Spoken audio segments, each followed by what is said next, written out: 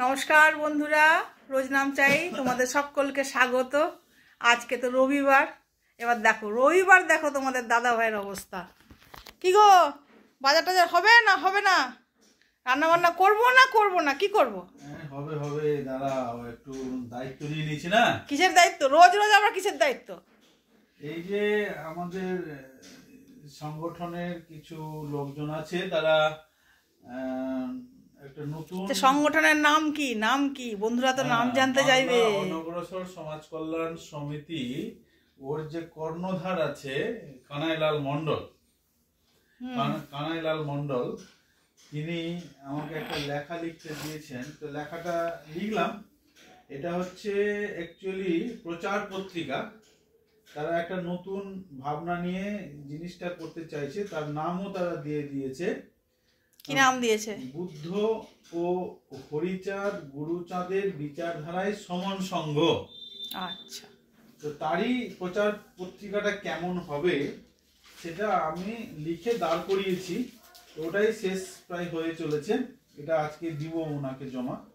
যেমন বিষয়গুলো হচ্ছে ঠিক এরকম যে আমরা বৌদ্ধ সম্পর্কে সহজাতভাবে ধরে নিই যে এটি একটি ধর্ম, কিন্তু এটি একটি ভুল ধারণা।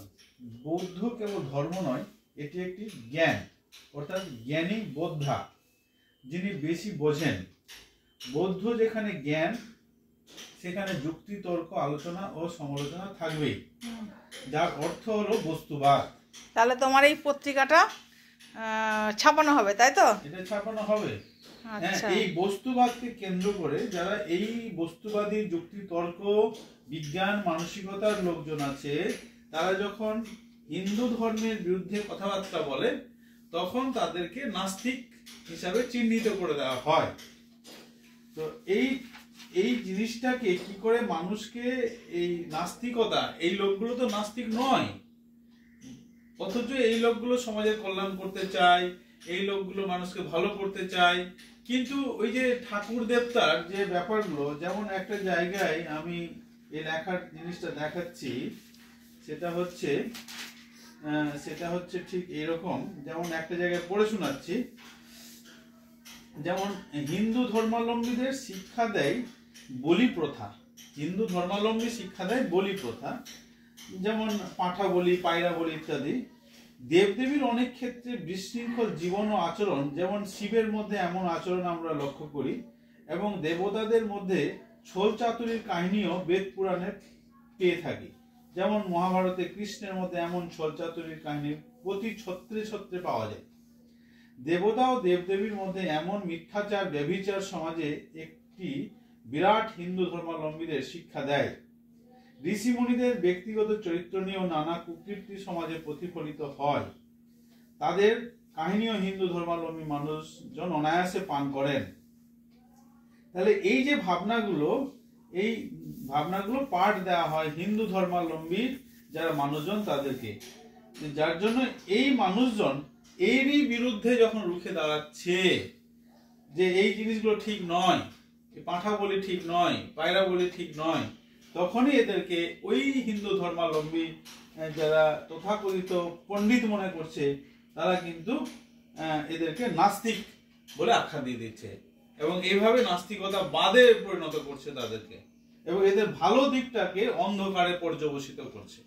তো এই যে সমন সংঘটা আছে, এই সমন সংঘের কাজই হবে যে এই সমাজে শুধু মানবতা থাকবে, কোনো রকম জাতি নয়, অচ্ছুত নয়, অস্পৃশ্য নয়, মাইনরিটি বলে কোনো জিনিস থাকবে না, নেতা নেত্রী থাকবে না, ফুল থাকবে না, মালা থাকবে না, দলীয় বিষয় থাকবে না, টাকা পয়সার যে উঁচু নিচু সেটা থাকবে না।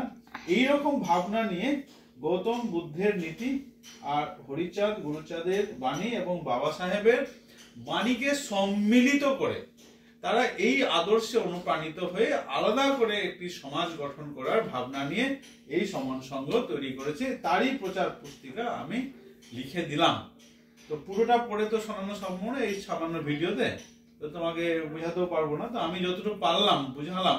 বুঝতে পারলা কিনা জিনিসটা কি? বুঝতে পেরেছি। হ্যাঁ, যে জিনিসটা কি, এটাই প্রেসে যাবে, বিষয়টা প্রিন্ট হবে এবং মানুষের ঘরে ঘরে যাবে এবং এদের যে কর্ণধাররা যারা হবেন তারা মানুষকে বোঝাবেন এবং 100% যদি বৌদ্ধ ধর্মে তার প্রাণ নিবেদিত হয় তবেই এই সঙ্গে যোগদান করা যাবে। বাবা সাহেবের প্রতি তার যদি 100% তার বাণীর উপর আস্থা থাকে তবেই এই সঙ্গে আসা যাবে এবং হরিচাঁদ গুরুচাঁদের যে বাণীগুলো আছে তার উপরে তার আস্থা থাকলে তবেই তিনি আসবেন এই সঙ্গে। তার মন থাকবে একরকম, মুখ থাকবে একরকম, এরকম লোক এই সঙ্গে আসতে পারবে না। সাহিত্য চর্চা হচ্ছে, তুমি যেহেতু সাহিত্য চর্চা করে যাচ্ছ তাহলে এইটাও একটা সাহিত্য চর্চার পর্যায়ে পড়েছে। এই হলো ব্যাপার। তোমার সাহিত্য চর্চা তুমি নিয়ে থাকো, কিন্তু আমার রান্নাটার কি হবে? ওটা কি ওটা তাহলে তো আমার খাওয়া হবে না, আর তাহলে আজকে রেস্টুরেন্টে গিয়ে খেতে হবে। না না, রেস্টুরেন্ট না, আমি তো এখন বেরোবো, এবার কাজ হয়ে গেছে, এবার এটা দিয়ে দেবো নাকি কানাই বাবুকে, কানাই বাবু প্রেসে গিয়ে এটা প্রিন্ট করে এটা পুস্তিকা আকারে বেরোবে। আচ্ছা ঠিক আছে, ঠিক আছে বন্ধুরা, বুঝতেই পারলে তোমার দাদা ভাই কি বলতে চাইলো, কি বললো। তবে তোমরা এটার আবার ভুল ব্যাখ্যা করবে না কেউ। উনি সাহিত্য চর্চা হিসাবে প্রত্যেকটা সব জিনিস সবাইকে সব রকমভাবে তুলে ধরার চেষ্টা করে, তাই কোনো জিনিসের কোনো ভুল ব্যাখ্যা বা অপপ্রচার কখনোই করতে চায় না, বা তোমরাও কখনো করবে না। তো তোমাদের যদি এই ভিডিওটি ভালো লেগে থাকে তাহলে তোমরা একটা লাইক করবে আর সাবস্ক্রাইব করবে আর ভালো ভালো বন্ধুদেরকে একটু শেয়ার করবে, তাই তো? আচ্ছা তাহলে আজকে রাখি, নমস্কার।